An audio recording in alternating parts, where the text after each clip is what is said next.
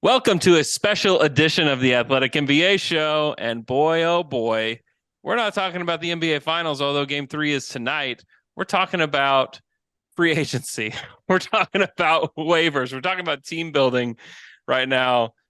Chris Haynes reported this afternoon that Phoenix has notified star Chris Paul that he will be waived, making the future Hall of Famer one of the top free agents this offseason. Chris Paul plans to play for several more years and is eager to help a team contend for a championship, sources say. So, Dave DeFore, you're here with me to sift through some options. We're going to try to figure out who in the world is going to sign Chris Paul? And I think that there will be a lot of suitors lining up, especially if they can get him for a minimum contract, which is not impossible at this point in his career. This is kind of what happens to players at this point. So, Dave, I'm going to give you a team. You give me a few sentences on what you think about Chris Paul to that team. First one, we're going to go through some contenders. He wants to play for a contender. I'm going to give you some contenders. First contender, the Boston Celtics. I'm just not convinced Chris Paul is the answer there. You've got better players that are better with the ball in their hands, Jason Tatum being one of them. They also are pretty guard heavy. I think if anything, they were going to look for someone this summer to come in and be a part of that team. They're probably looking in the front court. Yeah. That being said, I mean, they've got a guard of their own. They're probably looking to ship out this summer, in Malcolm Brogdon, I'm guessing. Sure. And maybe Chris Paul can come in and sort of be their sixth man next year.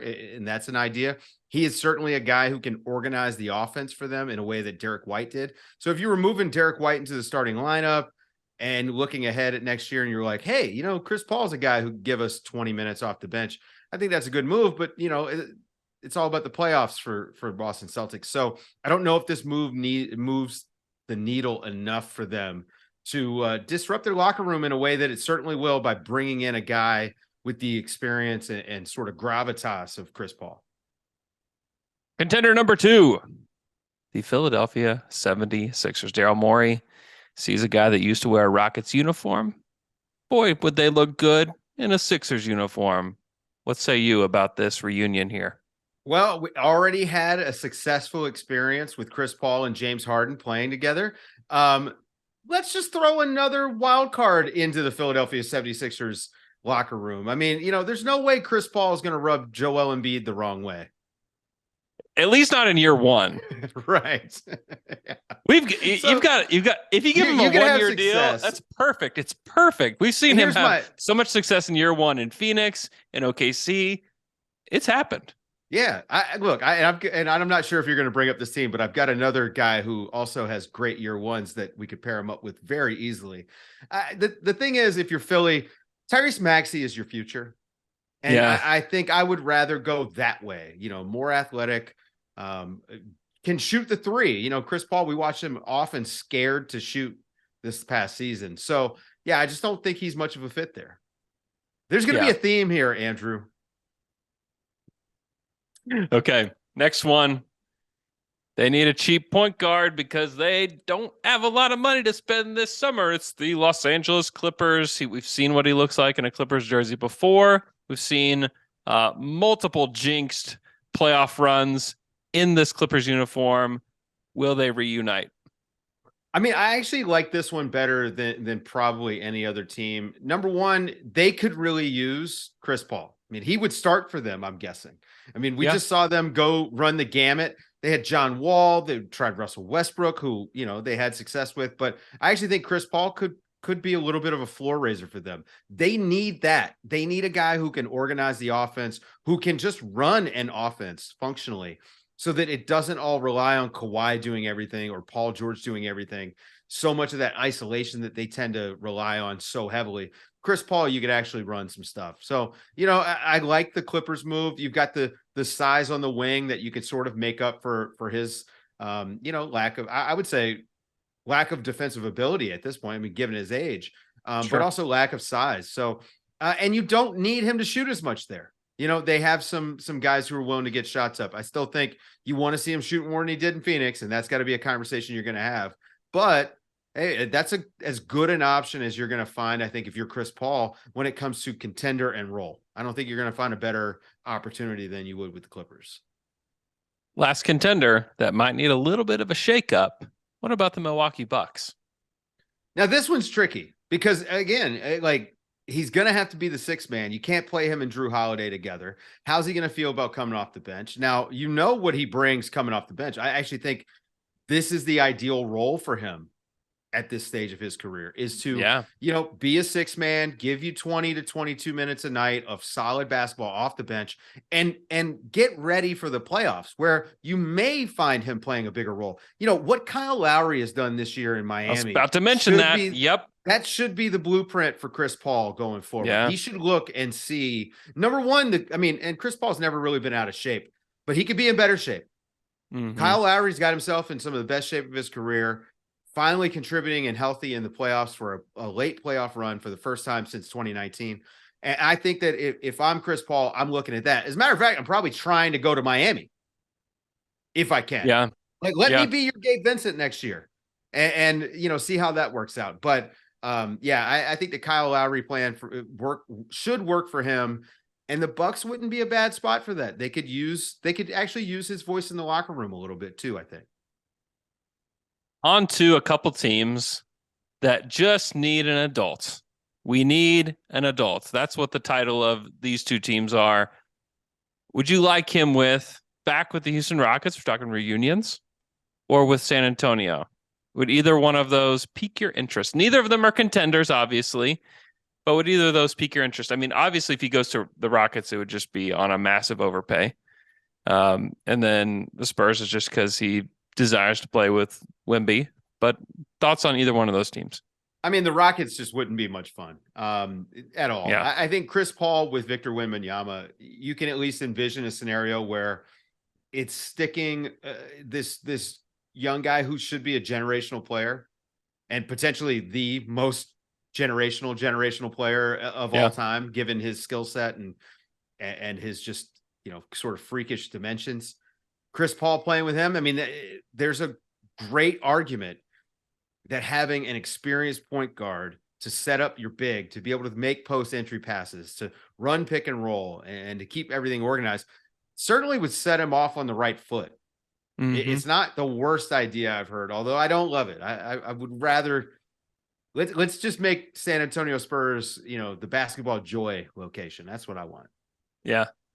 I mean, the $60 million in cap space, you could bring back James Harden and Chris Paul to the Rockets. Just saying. Yeah. I mean, if Philly's going to do it, why not Houston? Hey, why not? Okay. The header of these last two teams is the team he's definitely signing with. Now, there's rumors already that he could be going back to Phoenix, where he's waived. Nobody picks him up off of waivers. They don't stretch the contract. He comes back, signs with the MLE, the $12.2 million, and it saves the Suns about $8 million. And this is all just kind of a ploy. This is kind of hinted at by other reporters in the last couple of weeks. So if that's what happens, he's just trying to save the ownership a little bit of money, trying to give them a small bit of flexibility. And this was all just theater. I just find it a little curious that you would announce it like this and not that it wouldn't just be like something more clean where it's like, hey, they're going to waive him, but the plan is to re-sign. Usually when things like that happen, I don't know. And I don't even know if you can report that or if you can talk about the intentions to do that, because I guess a team could hop in that has a ton of cap space. Like the Rockets could just hop in and say, hey, we claim him. We'll take him. That could happen. I mean, that would be some good trolling. And welcome to the league, Matt Ishbia. You know, I mean, this guy, he's come in and all he keeps doing is taking these big swings. I mean, Kevin Durant trade, firing his coach, and now getting rid of Chris Paul. Which I think most of us felt this way. Like the writing has kind of been on the wall with Chris Paul. I mean, he's older. Does he fit with the timeline? He's about to make a ton of money. But for years, we were calling him overpaid. And then all of a sudden he goes to Oklahoma City and we say, oh, hang on a second. This guy is a contributor. Then he goes to Phoenix and he gets him to the finals. And I mean, I'm not saying he's the same player that he was 2 years ago, but it is pretty funny to just come in and like, hey, we're just going to shake things up for the sake of shaking things up. You don't even really know what you've got. This team, is now going to have a new coach. You're going to have a new point guard. You're going to have a new starting lineup, theoretically. Or you're going to have a guy who maybe is like not pumped about taking less money to be there when he was already under contract. So I don't know. It seems a little bit odd if he were to give them a discount, basically, by taking this deal and coming back. It doesn't make much sense to me. And I lean elsewhere when I think about Chris Paul, playing next season. Bust out the old Photoshops to 4. Take me back to 2011 when Chris Paul was supposed to be a Laker. David Stern crushed our dreams. He crushed a dynasty. And now it's back. And it involves LeBron James and Chris Paul and Anthony Davis and Austin Reeves. I think this is probably the most likely scenario. His family's in LA. I think he's always kind of wanted to be in LA. I think he always kind of wanted to play for the Lakers, ended up going to the Clippers instead. This makes the most sense. They're trying to contend. They did not, the D'Angelo Russell experiment was not great. And now they can just bring Chris Paul in to play with his good buddy LeBron. Doesn't this make the most sense? It feels like it. I mean, whether this is what we're going to get or not, I'm not sure, but he's now free to sign a minimum contract somewhere. Yeah. So Chris Paul could ring chase if he really wanted to. I mean, could you imagine a scenario where he's the backup point guard in Denver next year? I mean, that's if I were Chris Paul, that's the way I'd be leaning. Wait, see how things shake out. Miami, a place like that's got the culture, that has the veteran culture too, where they know how to treat guys that are going toward the end of their careers. It's going to be an interesting summer, I think, when we're watching what Chris Paul does. Ultimately, though, let me ask you, does it really make much of an impact? Like, is he going to be the kind of guy that a team adds Chris Paul this summer and you feel significantly better about their chances?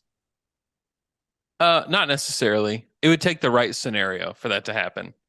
I think if he were to go and sign with a team like the Warriors, who really just kind of needed one more guy, that could make a pretty big impact. I think for the Lakers, I don't really see it making all that big of an impact because they already have somebody that's kind of running the show there in LeBron. And so teams that kind of need one more guy, and maybe I'm being unfair to the Lakers. They did get to the Western Conference Finals. I just think they're a little bit further away, and then a year older for for Chris Paul and LeBron, I think is a little problematic. So I think if he did go to the Nuggets, I think that raises the ceiling quite a bit for them. If he did go to the Warriors, I think that raises their ceiling quite a bit. So I think those are definitely some options there. Heck, maybe Dallas doesn't get Kyrie Irving to come back. Well, now this is my scenario I teased before, because Jason Kidd is a guy who in year one, it goes really well. And we just saw what year 2 looked like. Yeah. But if you combined year 3 Jason Kidd with year 1 Chris Paul, could we have something cooking in Dallas? They're potentially going to need a point guard. If he's a free agent, you can see where he and Luka work extremely well together. I mean, we saw the Harden and Chris Paul partnership work. It would be a great learning experience for Jaden Hardy and Josh Green. I mean, you can make a very strong argument that the best option for Chris Paul would be going to Dallas, and that's whether Kyrie's there or not. If Kyrie resigns, Chris Paul as your backup, that team is going to have guard depth that they haven't experienced in Luka's tenure. So I think that Dallas is someone that I would be watching for basketball reasons, for basketball fit reasons. Keep an eye on Dallas. Also, no state income tax, so it makes that minimum contract a little easier to deal with. All right, last thing before we go. Which one of these nicknames is not a basketball reference nickname for Chris Paul? Okay. CP3, the point god, the skate instructor, or the point guard of this generation. The skate instructor? Skate instructor is incorrect. It is actually a name on Basketball Reference. So the last one was wrong. I just made it up on the spot. Yeah. Thanks so much. I just didn't want to make it so obvious, but thanks so much for listening to this episode of the Athletic NBA Show, especially just for YouTube. So if you are not subscribed, please click subscribe. Hope you guys have a great day and stay locked in to the Athletic.